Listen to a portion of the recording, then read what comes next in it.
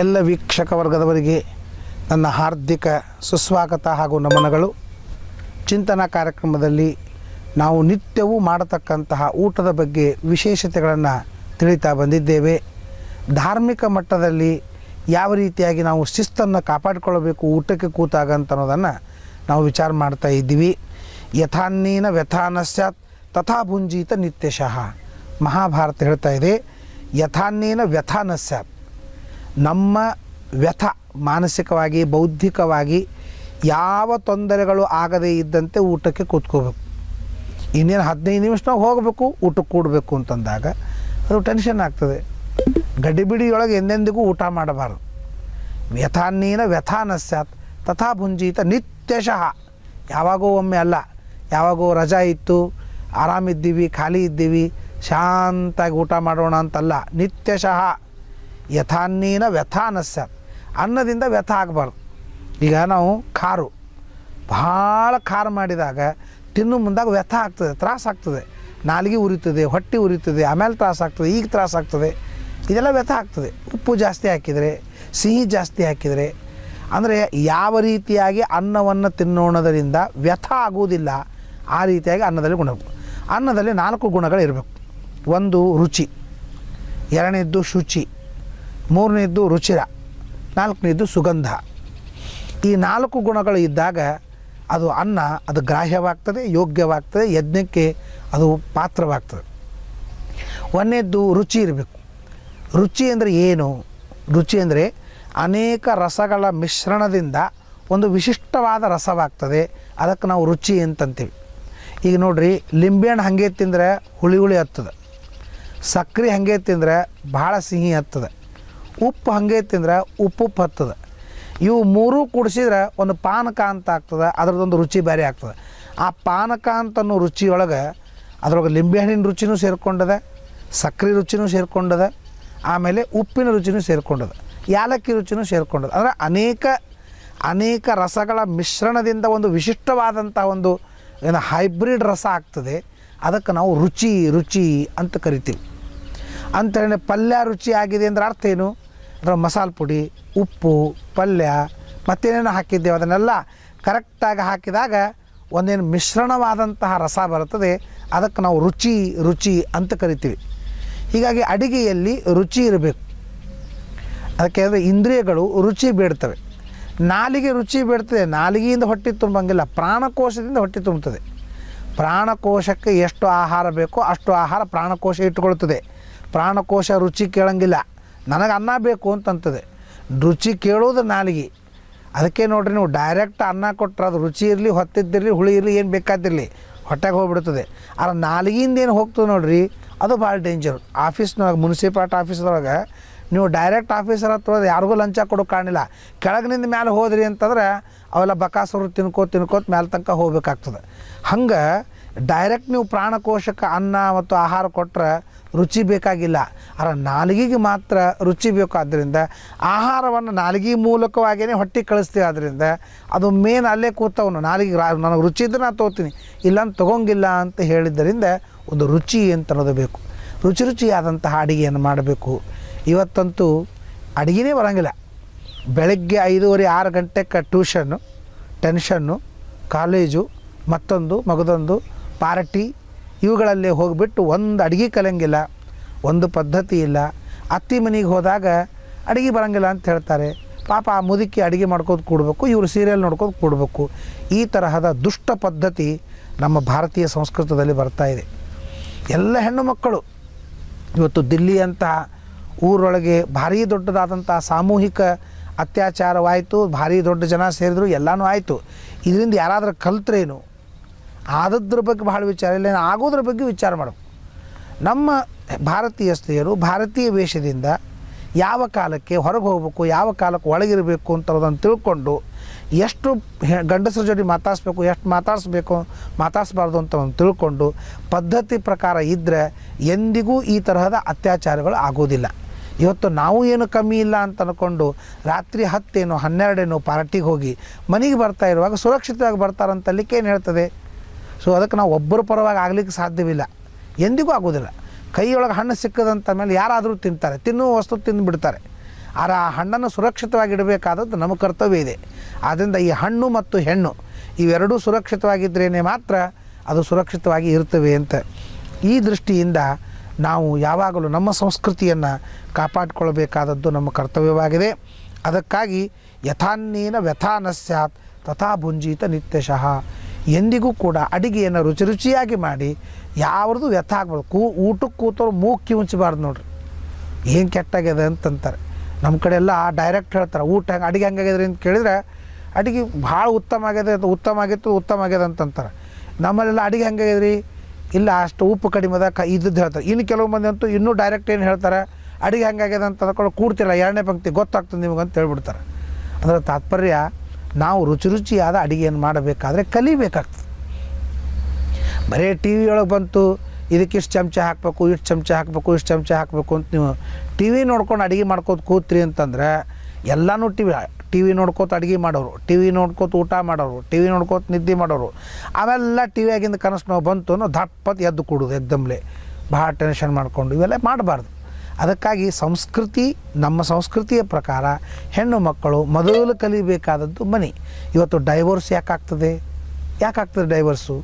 ಮನೆಗೆ ಬಂದಂಥ ಸೊಸೆ ತನ್ನ ಕರ್ತವ್ಯವನ್ನು ಕರೆಕ್ಟಾಗಿ ಮಾಡೋಂಗಿಲ್ಲ, ಎಲ್ಲ ಹೊರಗೆ ತಿರುಗಾಡೋದು. ನಾನು ಮೊನ್ನೆ ಒಂದು ಡೈವರ್ಸ್ ಕೇಸ್ ನೋಡಿದೆ. ಅವಳ ಕರಾರುಗಳು ಏನು, ನಾನು 5 ಸ್ಟಾರ್ ಹೋಟೆಲಿದ್ದೇ ಊಟ ಮಾಡೋಕ್ಕೆ, ನನಗೆ ತಿಂಗಳ ಪಾಕೆಟ್ ಮನಿ ಬೇಕೇ ಬೇಕು, ನಿಮ್ಮ ಅತ್ತಿ ಮಾವನು ಹೊರಗೆ ಹಾಕಬೇಕು, ಇದೆಲ್ಲ ನಾನು ಆರಾಮಾಗಿ ನೀನು ಸ್ವಾರ್ಥಕ್ಕಾಗಿ ನಿನ್ನ ಮದುವೆ ಆಗಿದ್ದೇನು? ನಿನ್ನ ಮದುವೆ ಯಾಕಾಗಿವಿ? ನನ್ನನ್ನು, ನಮ್ಮ ತಂದೆ ತಾಯಿಗಳನ್ನು, ನನ್ನ ಮನೆಯನ್ನು, ನನ್ನ ಮಕ್ಕಳನ್ನು ನೋಡ್ಕೊಳ್ಳೋ ಜವಾಬ್ದಾರಿಯನ್ನು ನಿನ್ನ ಮೇಲೆ ಹೊರಿಸಿ ನಾವು ಮದುವೆ ಆಗಿವಿ ಅಂತಂದಮೇಲೆ ನೀನು ಹೀಗೆಲ್ಲ ಮಾಡ್ಕೋತ ಕೂತಿ ಅಂತಂದರೆ ಮನೆ ಜವಾಬ್ದಾರಿ ಇಲ್ಲ, ಆಮೇಲೆ ವಿನಾಶ ಆಗ್ತದೆ. ಯಾವಾಗ ನನ್ನ ಮನೆಗೆ ನೀ ಏನೂ ಉಪಯೋಗ ಬೀಳಂಗಿಲ್ಲ ಅಂತಂದಮೇಲೆ ನೀ ಯಾಕೆ ನಮ್ಮ ಮನೆಯೊಳಗಿರಬೇಕು, ಡೈವರ್ಸ್ ತಗೋಂತ ಡೈವರ್ಸ್ ಕೇಸ್ ಆಗ್ತದೆ. ಅದಕ್ಕಾಗಿ ಒಂದು ಪದ್ಧತಿ ಇದೆ. ನಾವು ಕಲಿತು ನೌಕರಿ ಮಾಡಿ ಸಂಬಳ ತಂದು ಮನೆಯೊಳಗೆ ಹಾಕೋದು ಇದು ಕರ್ತವ್ಯ ಅಲ್ಲ. ಸಂಬಳ ಎಷ್ಟೇ ಬರಲಿ, ಮನುಷ್ಯಾಗ ಎಷ್ಟು ಬಂದರೂ ಸಾಲಂಗಿಲ್ಲ ಮತ್ತು ಬೇರೆ, ಆದರೆ ಎಷ್ಟೇ ಬರಲಿ ಅದನ್ನು ಕರೆಕ್ಟಾಗಿ ನೋಡಿಕೊಂಡು ಮನೆಯನ್ನು ಚೆಂದಾಗಿ ನೋಡಿಕೊಂಡು ಇದ್ದರೆ ಅದಕ್ಕೆ ಗೃಹಿಣಿ ಗೃಹ ಮುಚ್ಚತೆ ಅಂತಂತಾರೆ. ಗೃಹಿಣಿ ಗೃಹ ಮುಚ್ಚತೆ, ಗ್ರಹ ಅಂತ ಮನೆಗೆ ಯಾಕೆ ಕರೆದ್ರು ಅಂತಂದರೆ ಗೃಹಿಣಿ ಗೃಹ ಮುಚ್ಚತೆ.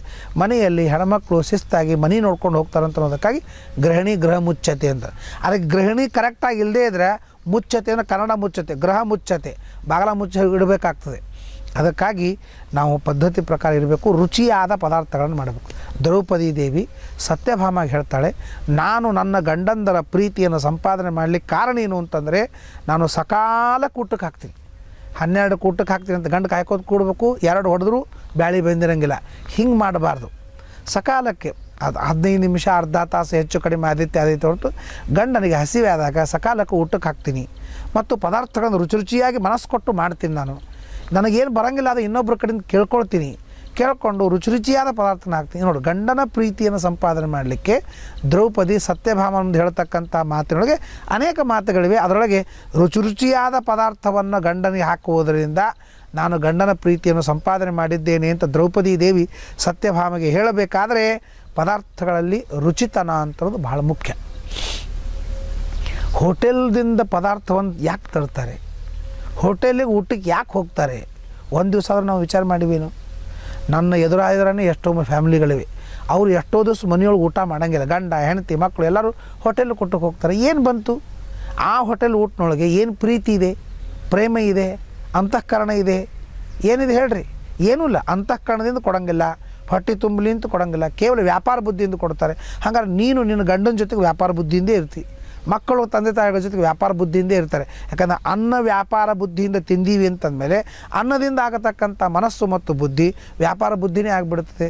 ಹೀಗಾಗಿ ಜಗತ್ತಿನೊಳಗೆ ಕೇವಲ ಪ್ರೀತಿ, ಪ್ರೇಮ, ಸಂಬಂಧ ಎಲ್ಲವನ್ನು ಕಳೆದುಕೊಂಡು ಕೇವಲ ವ್ಯಾಪಾರ, ಅವರಿಗೆ ಬೇಕಾದವರಾಗಬೇಕು, ವ್ಯವಹಾರ ಮಾಡಬೇಕು ಅಂತನ್ನೋದಕ್ಕಾಗಿ ಕೇಳ್ತಾರೆ.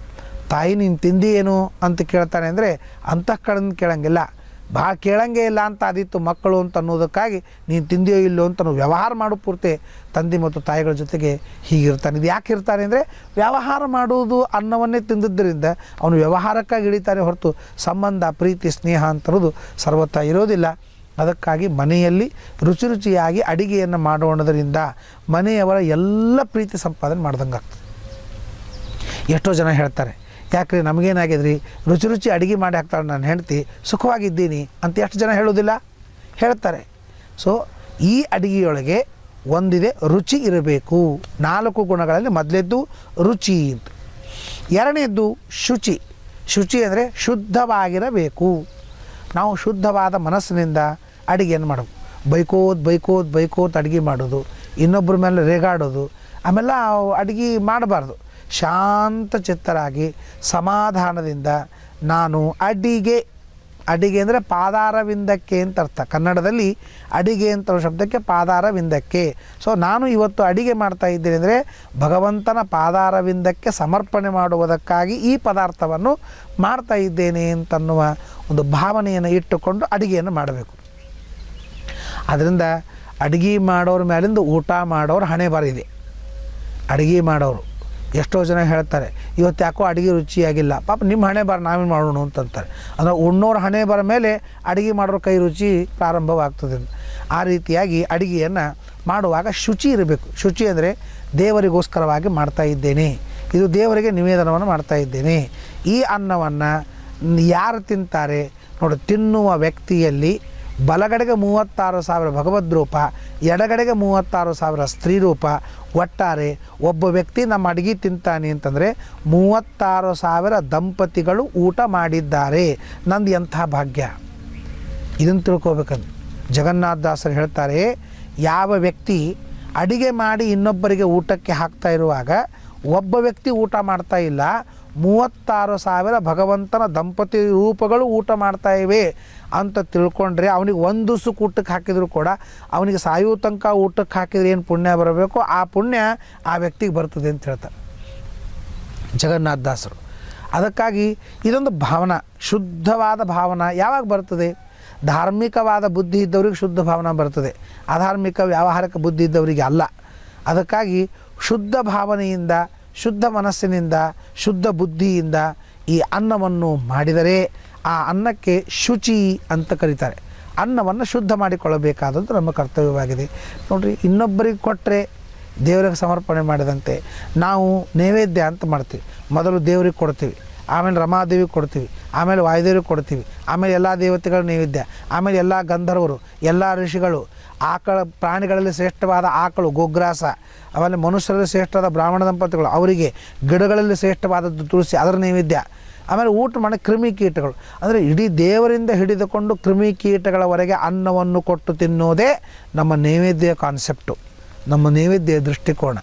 ಅದಕ್ಕಾಗಿ ಇನ್ನೊಬ್ಬರಿಗೆ ಕೊಟ್ಟು ತಿನ್ನುವುದರಲ್ಲಿ ಅದರಲ್ಲಿ ಶುದ್ಧತೆ ಇರ್ತದೆ, ಅನ್ನ ಬಹಳ ಶುದ್ಧವಾಗ್ತದೆ, ಮನಸ್ಸು ತೃಪ್ತವಾಗ್ತದೆ ಅಂತ ಅನ್ನೋದಕ್ಕಾಗಿ ನಾವು ಮಾಡುವ ಆಹಾರ ಇದು ಶುದ್ಧವಾಗಬೇಕಾದ್ರೆ ದೇವರಿಗೆ ಎಷ್ಟು ನಿವೇದನೆ ಮಾಡಿದರೆ ಶುದ್ಧವಾಗ್ತದೋ ಅಷ್ಟೇ ಇನ್ನೊಬ್ಬರಿಗೆ ಕೊಟ್ಟು ತಿನ್ನುವ ಭಾವನೆ ಇರಬೇಕು. ಎಲ್ಲರೂ ಬರಲಿ, ಎಲ್ಲರೂ ತಿನ್ನಲಿ, ಎಲ್ಲರೂ ಆನಂದ ಪಡಲಿ ಅಂತನ್ನುವ ಈ ಭಾವನೆಯನ್ನು ಇಟ್ಟುಕೊಂಡ್ರೆ ಅದಕ್ಕೆ ಶುದ್ಧ ಅಂತಂತಾರೆ.